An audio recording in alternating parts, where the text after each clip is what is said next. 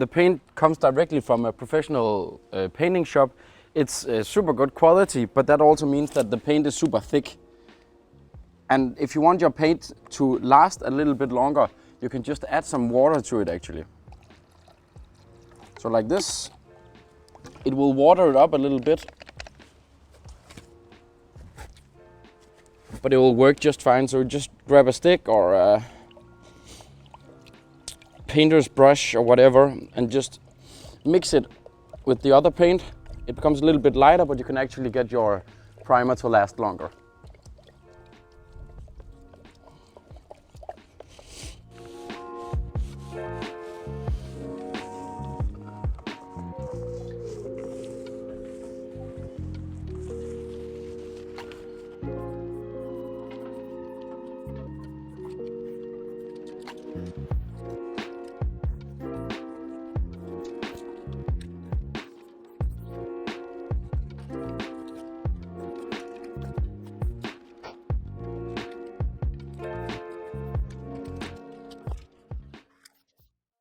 The next thing I want to talk about is filling in your pieces, like with different colors, because I remember when I started painting, I had a hard time figuring out how can I just choose some random colors and actually make it work, like making some kind of plan, or like how can I make my fill-in work. So now I just chose these 3 colors that are maybe a little bit far from each other, but I think that they are nice.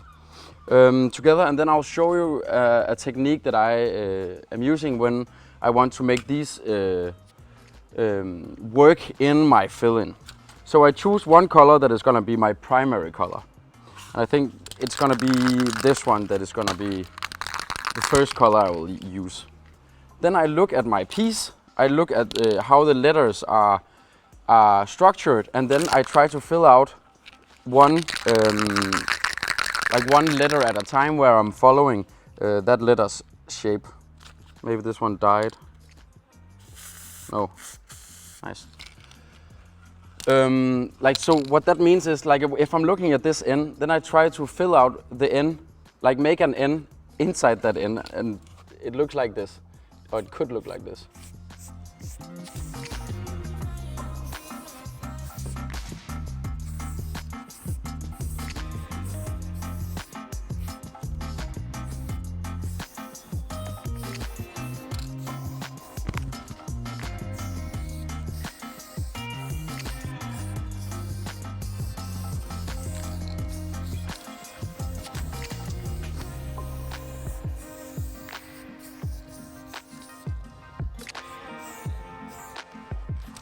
Yeah, so now we actually filled out the first letter. And now you can see I've constructed the N within the oval shape of the N.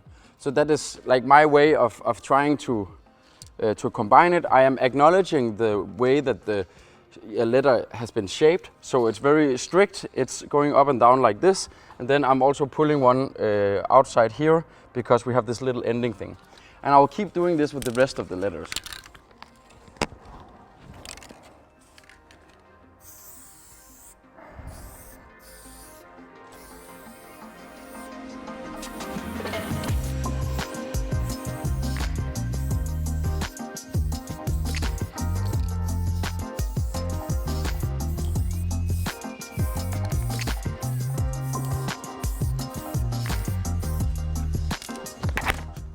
So now we filled out the first layer, and as you can see in all of the letters, I have acknowledged the letter itself. So you can see if you're only looking at the green right now, you could actually read north. So N, O, R, T, H.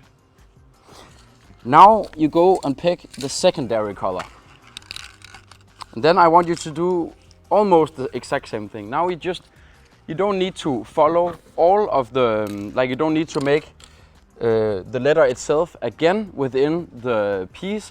You just have to acknowledge some of the shapes that you have already made and then try to fill out a little bit more.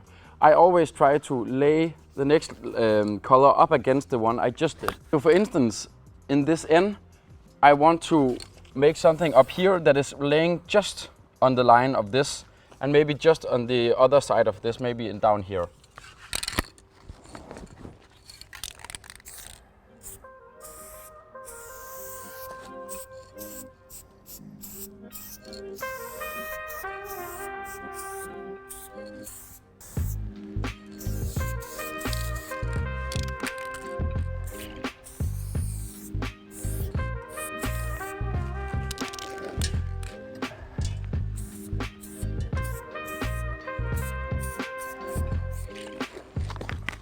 Even though that we just used the secondary color, I'm still trying to acknowledge the way that the letter itself has been built.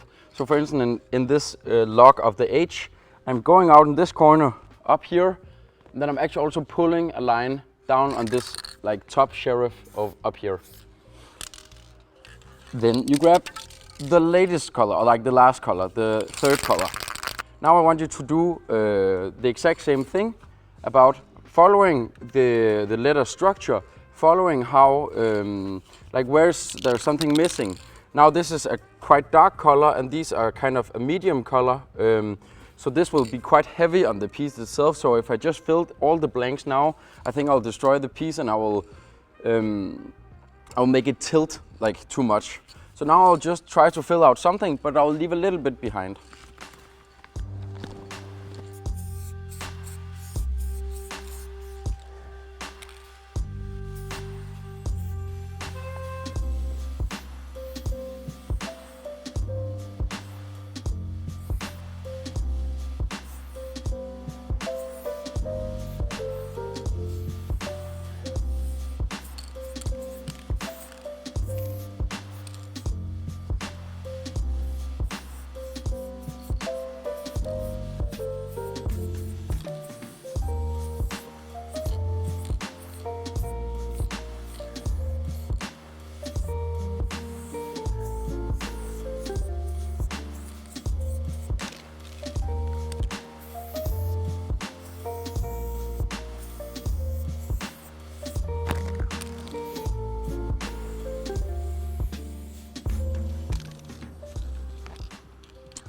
So now we use the third color and now we have almost filled out everything in our piece.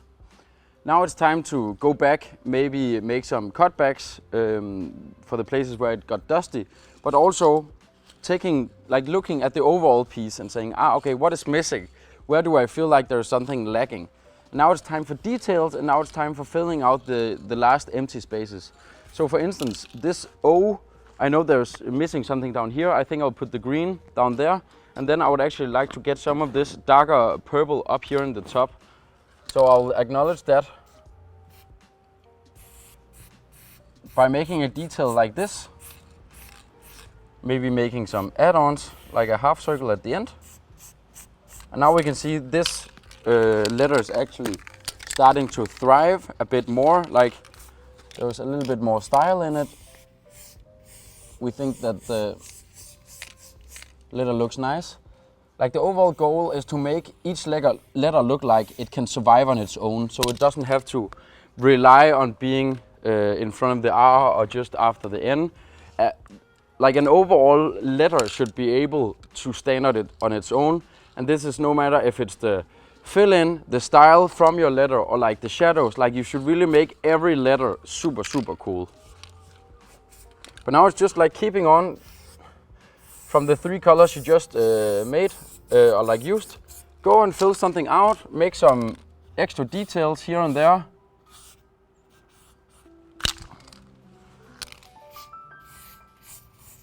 Like to make the piece come alive more. Make some cutbacks if it's necessary. Like this. And here as well.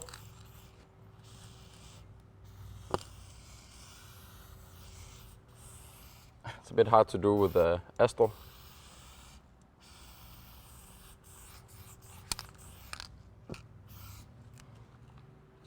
Yeah, so continue to do that for the rest of the piece.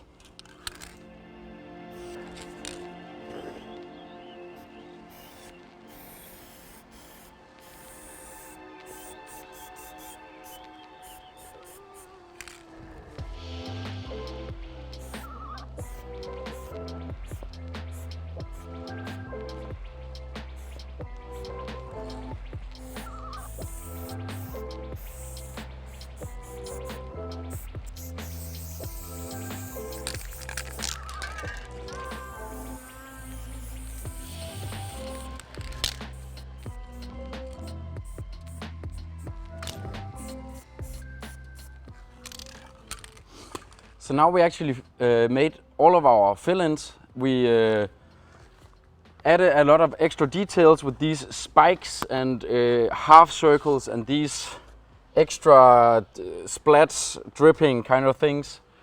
Some stripes up here. And I hope this was a useful way for you to think about how can I just choose 3 random colors and try to put them together, because at first glance these 3 colors do not match that well. Like their contrasts are too big in some way. It would be easier if you just like took it out from a monochromatic scheme, you know, from the same hue, the same color, choosing a light, a middle and a dark of a red or something like that. But this is a nice exercise for you to do. Now of course it just needs an outline, and then I'll make a drop down shadow and a small background.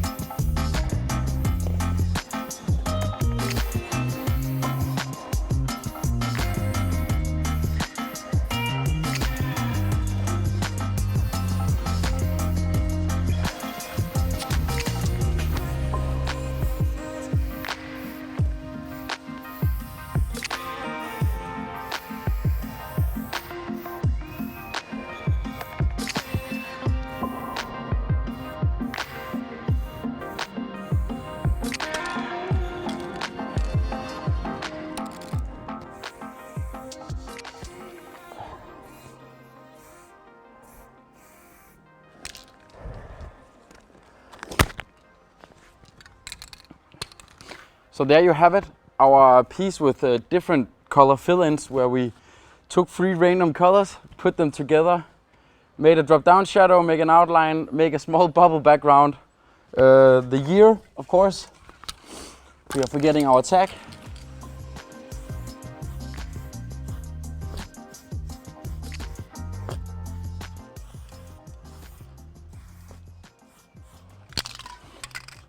Our tag.